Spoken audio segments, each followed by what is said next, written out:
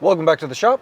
I'm Jason, and this is Project Cheapskate. This is my $500 X5 that will not stop dying. I kind of joke, but right after I got the Vanos fixed, with my first time cheap eBay parts and my second time good parts from FCP Euro, my check engine light came right back on. This time, I've got cat conversion, bank 1, and bank 2. There are a couple things that can cause catalytic converter conversion faults or efficiency faults. Let's talk about the first one. So the first and most obvious reason why we would get these faults are the catalytic converters have failed. At 180,000, almost 180,000 miles, that's not a far-fetched idea. It's entirely possible. However, I think that we have option number 2 in this specific case, which is a totally different circumstance. So you see, I picked up this car for $500 for good reason.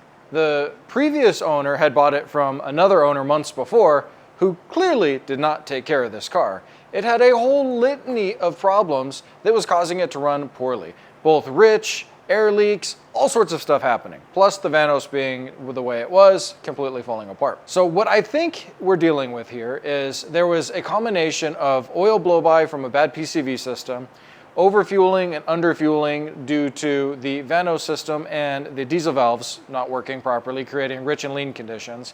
And I think that they have fouled the catalytic converters, which is entirely possible. If you have an engine malfunction, they're going to fill up with debris that can't burn off efficiently, and they're not going to work as well. Being that that's the case, I really don't want to spend BMW money on a set of catalytic converters. From FCP Euro, they're about $1,400 each, and there are 2 manifolds on here because the cats are integrated. On eBay, which is a scary proposition I've already learned with other parts, you can pick up a set of China catalytic converter manifolds for $300 to $400 for the pair. Which honestly, if it comes to it, that's what I'm going to wind up doing because this car does not need $3,000 worth of catalytic converters. So, what am I going to do to try to figure this out or try to fix it? Well, I'm going to do the obvious. This is Project Cheapskate. I'm going to do the cheapest thing I can find. I'm going to go ahead and try some snake oil. I found this stuff in searching how to clean a catalytic converter on Google, because obviously that's where I would go to figure this problem out. Cataclean. Seen lots of reviews, lots of comments, and lots of positive feedback on this stuff working. This is what they say. They say it will reduce hydrocarbon emissions by up to 50%, used as a pre-treatment before emissions testing, and decreases carbon buildup for best results used 2 to 4 times a year. Because of course, if you can tell people to use it multiple times, the business never goes under because you're always buying the product, regardless of what it says on the bottle. A lot of people that I've seen in both YouTube comments, Reddit forums, and elsewhere have said they've tried this, check engine light has gone away. I'm gonna try it. I've got the car down to 1/4 of a tank of gas. I already logged my O2 sensors before and after CAT, and what you can see, we'll put that up on the screen right here, is at idle, my pre-CAT and my post-CAT are pretty stable. Pre-CAT, you know that the voltage is going to change as the engine is modulating to create a good, efficient burn. After CAT, it should stay relatively stable at about 0.7, 0.8 volts, at least on this vehicle. Mine, when you get under load or you get up into the RPM band, you'll start to get these dips down to about 0.1, which is telling me and telling the car that the cats aren't working efficiently under load. Hopefully, this does more than just prep me for an emissions test, which isn't due on this car for a year, and it helps to clean out those cats. If it doesn't, then at the end of this video, we'll tell you it didn't work. It doesn't mean it wouldn't work for you, and for $27 on Amazon, could be a fantastic option to at least give a try. I have been running Seafoam in the gas tank on this car, and I did do a partial injection flush when I first bought it, testing to see if the fuel pump was the issue for the no start. Take a look at that video down below. When I bought it, it didn't start, didn't drive, didn't do anything.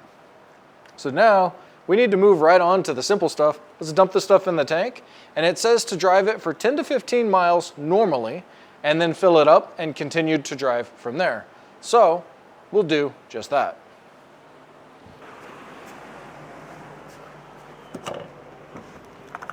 Ignore that gas cap fault on my faults earlier. teaching my 15-year-old to put gas in the car, and I think he left it a little bit loose. Plus, this gas cap is starting to feel a bit weak.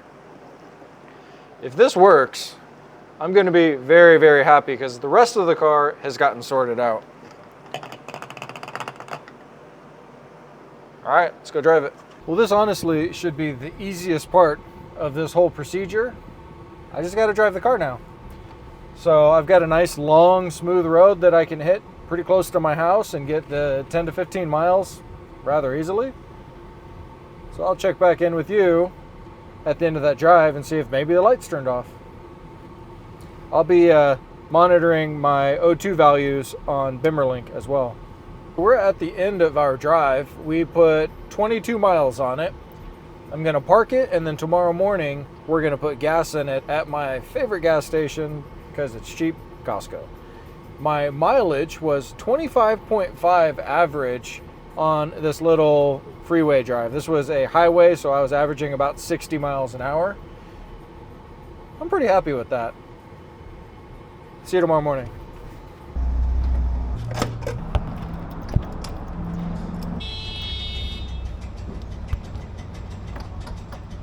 Got some excited drivers.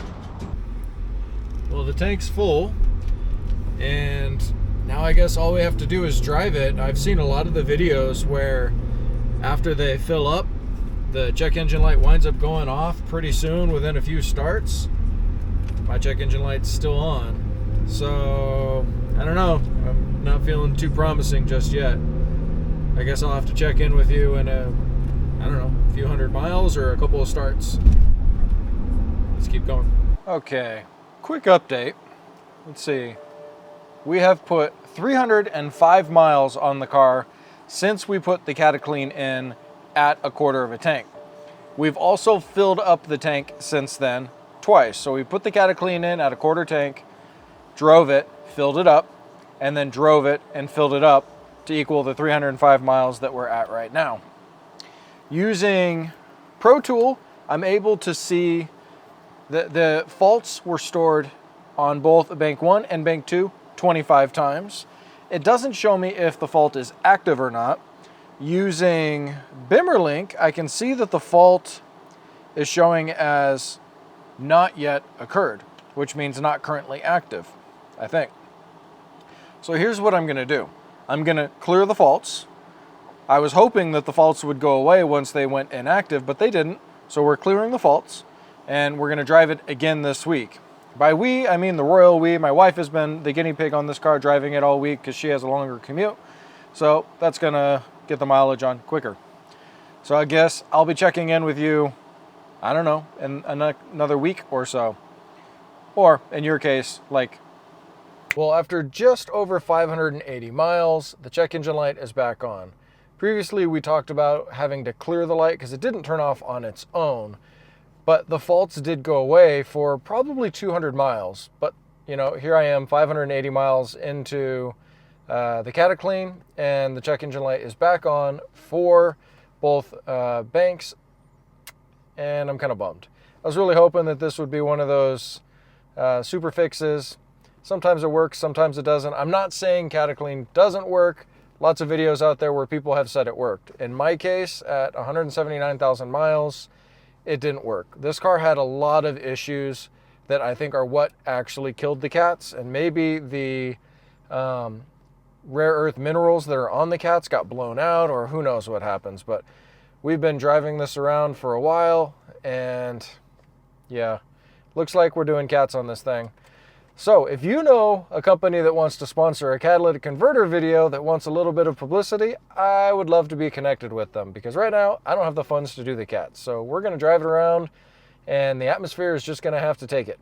So it runs fine. Everything, all else is good. I can get great freeway mileage out of it. They're not plugged.